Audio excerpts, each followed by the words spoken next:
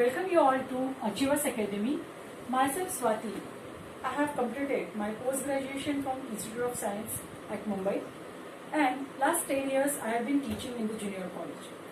Now, today we will start with very first chapter of 12th standard, that is solid state in the chemistry. Now student, this chapter solid state, it is for the 4 marks for our 12th final board exam. Now, I have enlisted the point which we are going to complete, which we are going to cover. So, first we are going to study types of solids, then classification of solids, then we will study what is crystal lattice, crystal system, then we will study the close packing in crystal lattice, that is 1-dimensional, 2-dimensional and 3-dimensional, which we are going to cover. And then packing efficiency we will study. Then crystal defects, and finally electrical and magnetic properties of solid we are going to study. So all these points we are going to cover one by one. Now students, let's start with our very first topic, that is types of solid. And before starting the types of solid, let's first understand what are solids. Now in your lower classes you have studied states of matter. So there are total 3 states of matter: solid, liquid and gases. So let's see what is the relationship between these 3 states of matter.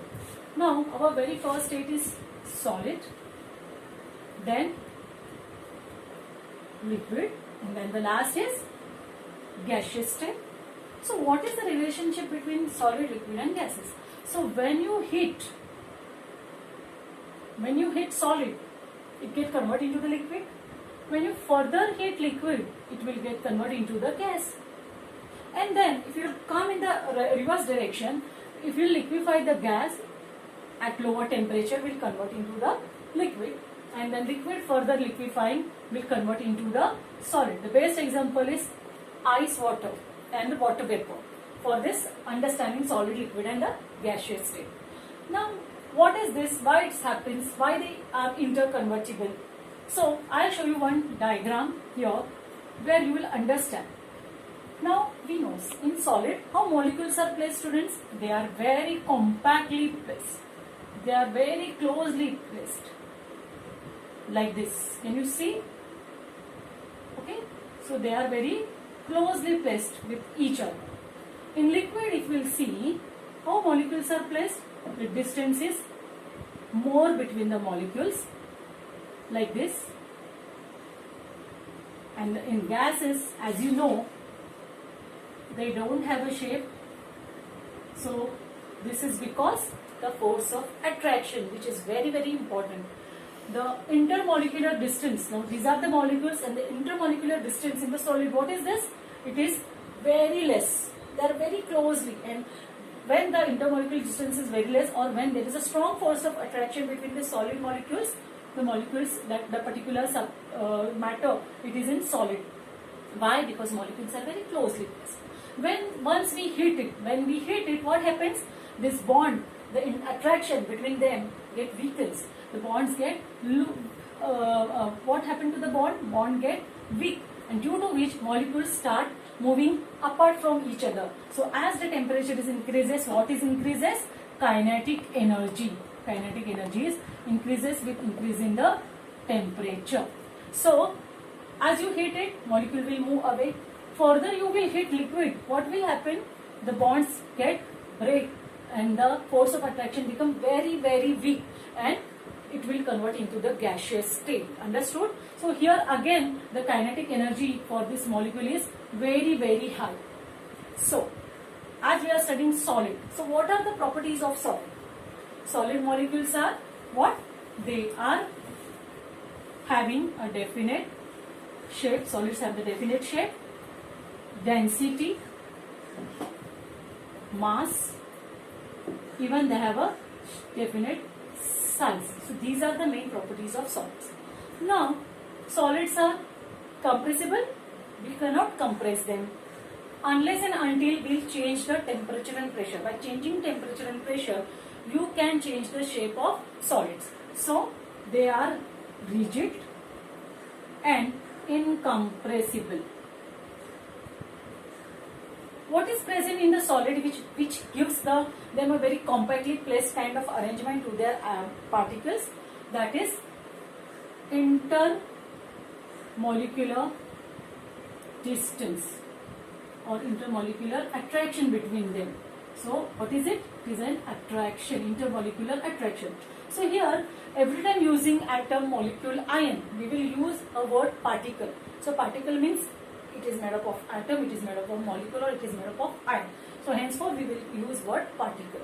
Now this is about the solid. Now let's start with the very first topic, that is types of solid. So students, you have studied in the 11th standard there are two types of solids, crystalline solids and amorphous solids. Yes? So first I will give you the example of crystalline solid. So let's see solids. There are of two types.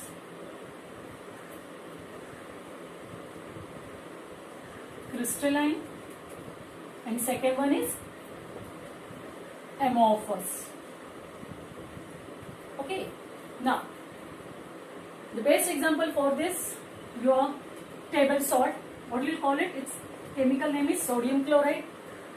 Even the sugar crystal which are at home, have you ever observed them? The sugar crystals are very shiny. Their edges are very, you can see their edges, the crystal structure.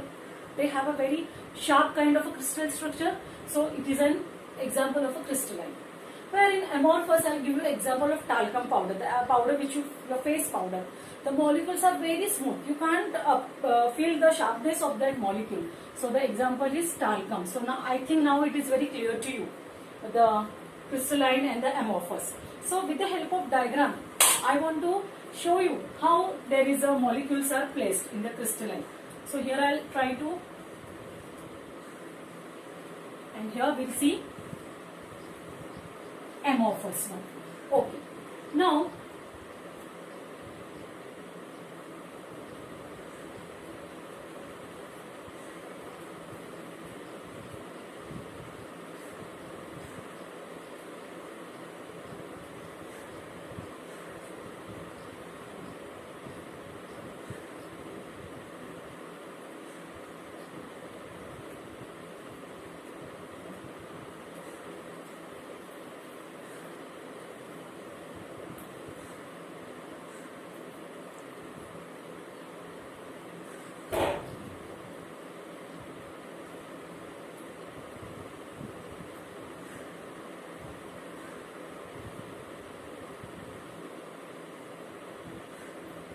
what you can see from my diagram, what you can understand.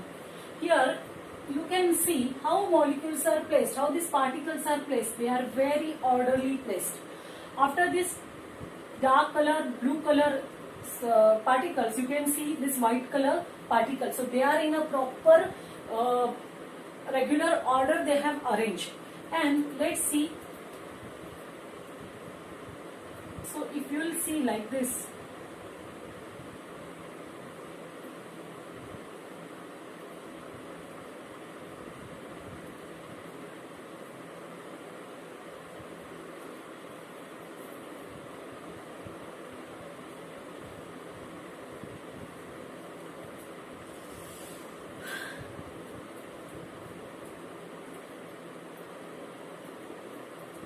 now see what I have showed these lines. These lines are nothing else but the bond between the molecules. So as they are properly arranged, that's why the bonds are of the same type. And there if you will see in the amorphous, as the molecules are not regularly arranged, they are randomly arranged, and that's why the bond length and the bond order is not same. The bond length is not of an equal distance. So crystalline solids are the solid in which the molecules, the particles are regularly orderly placed, and order of arrangement is of a long range. So our very first point when we want to write about the crystalline, the particles, constituent particles are regularly and periodically, periodicity is there, What is this periodicity? Periodicity means what? After a dark color blue particles, there are white particles. So that periodicity is there, and regularity. Regularly they are have arranged. Due to this periodicity and regularity, the order of arrangement of constituent particle is long range. So same type of arrangement you will see throughout a crystal lattice. Now in amorphous, as you see, they are randomly arranged. So what we will write the first point, the particles are randomly arranged. Okay, they are randomly arranged. Then what will happen to the order of arrangement? Order of arrangement is of a short range. What? It is of a short range. Understood? Okay. Now the next point. What will happen with the melting and boiling? Melting point of the, as this is solid, so we will definitely talk about the melting point. So when substance get converted from its solid to the liquid, the bonds are going to break. So as you see, the type of bonds are of the same. There is a periodicity in arrangement. That's why they have a very sharp melting point in crystalline. And what will happen to the amorphous solids then? As the randomness is there, as the type of bond are not a same bond length order, and that's why the melting point will not be sharp. They don't have a sharp melting point. So what type of melting point will be? In the amorphous, first substance get soft, and then after heating it started converting into the liquid. It means that they have a what? They have a temperature which is not accurate, but it will give us a range. So range of temperature. We will not get an exact melting point. Now in the third case, which is again a very important third point, isotropy and anisotropy. These are the very two important terms. You may mix up the two terms. Now our crystalline substance shows anisotropy. Anisotropy. So how you will remember? A stands for anisotropy, and this A is in the crystalline, not in the amorphous. See, A, it's not that way. A is anisotropy, it goes with the crystalline. So you can understand. So when it is anisotropy, A doesn't go with amorphous, but it goes with the crystalline. So take it in the reverse way. So you will understand. Once anisotropy goes with the crystalline, isotropy will go with the amorphous. So isotropic. Now what are this anisotropic and isotropic? What are these two terms? Now anisotropy is what, students? When we measure certain physical properties. Okay. So I will show you with the help of our structure here. See, when I want to measure certain physical properties like refractive index, like thermal and electrical conductivity, what will happen if I measure of this crystal in this way? What you will see, the arrangement of particle is different.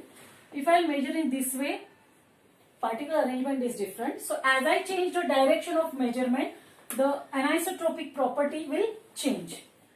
Even if I measure this way, again the arrangement is different. If this way I will go, it is two alternate pattern. If I will go this way, continuous one pattern, this way the another continuous pattern. So every direction if I will measure certain physical property like refractive index or thermal and electrical conductivity, those property will be different in different direction. That is called as a anisotropy. So anisotropy of the crystalline substance is what? It is a physical property which changes with the change in the direction for certain physical properties like refractive index and thermal and electrical properties.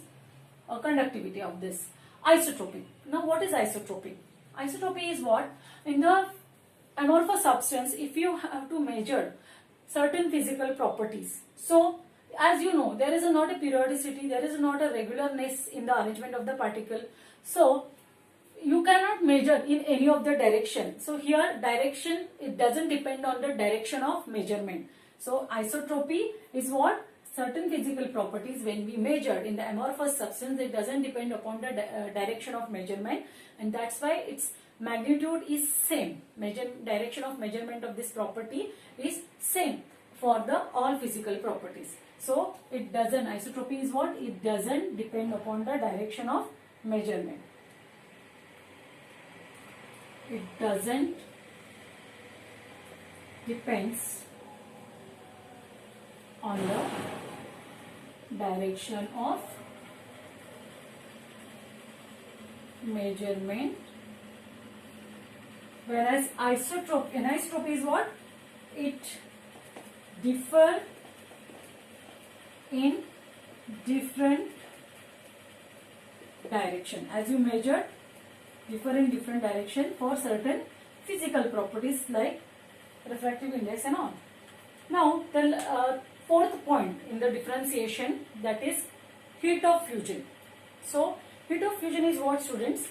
Heat of fusion, it is a temperature, it is a heat which is required for 1 mole of a substance. The heat which is liberated for when we heat 1 mole of solid at its constant temperature and without changing the pressure. So that heat of fusion, if you measure for the crystalline substance, will be definite. Now definite, why it is definite? Because the bond length is same. So if a substance will convert from undergo fusion, so it will give a very specific value of heat of fusion. So heat of fusion is definite, where in this case heat of fusion will not be definite, because as you see, no periodicity, bond lengths are not same, so it won't undergo fusion at exact same temperature. That's why heat of fusion will be different or not definite, that way you can say. Now fifth point, crystalline solids are the true solids. Why? The same answer again I have to give, regularity and periodicity in the arrangement of particle. So they are true solids. Whereas amorphous are what? They are pseudo solids or supercooled liquids. Okay, so these are pseudo. They appear like the solids, but those are not solids. These are pseudo solids. With this we have completed the differentiation of types of solids, that is crystalline and amorphous. I think all points are very clear to you. In exam it may come, since last 10-year board paper we have seen such questions they have asked, because this is a 4-mark chapter. So for 2 marks this question of differentiation may come. Now under types of solid, we'll again study the differentiation that is based on the similarities and dissimilarities of the solids. They have certain similarities and they have certain dissimilarities. So it is a isomorphous and the polymorphous.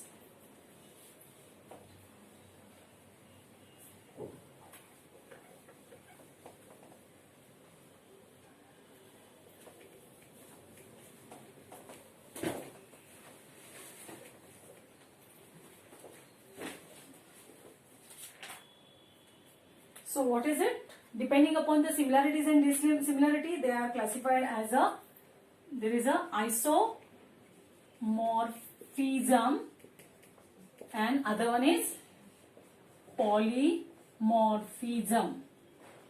Okay. So let's understand one by one what is this isomorphism and polymorphism. Iso word means same. Okay. So first point of differentiation we want to see, they have the same chemical structure. When 2 or more substances have the same chemical structure, they are called as a isomorphic substance, or they possess isomorphism. So when 2 or more substances have same crystal structure. Polymorphism. When a single substance exists in 2 or more form. See how it is. When a single substance exists in 2 or more form. So when a single substance exists in two or more forms. So I'll give you the example. With the help of example, you will understand what exactly it means. Now let's take an example of, I use black pen so it will be more visible. In the third point, we always use the example. So I am giving the third point first so you understand. First example I can give you, that is the sodium fluoride and magnesium oxide. Okay. So if I want to see the number of atoms present in this sodium fluoride, sodium is 1, fluorine is 1. So 1:1. Magnesium is 1, oxygen is 1, 1:1. So what is the ratio? Same. So they have the same crystal structure. These are the two substances. They show same chemical formula. There the ratio is the same, 1:1. Other example I can give, calcium carbonate and sodium carbonate. What is it? 1 atom of calcium, 1 atom of carbon and 3 atom of oxygen. 1 atom of sodium, 1 atom of carbon and 3 atoms of oxygen. So 1:1:3. So understood? Isomorphism is what? When two or more substances having the same chemical crystal structure. So the second point for this, or I'll give the first this example, then we will go for the second point. Polymorphism, as I said, single substance exists in two or more forms. The base example which you have studied last year, student, what is it?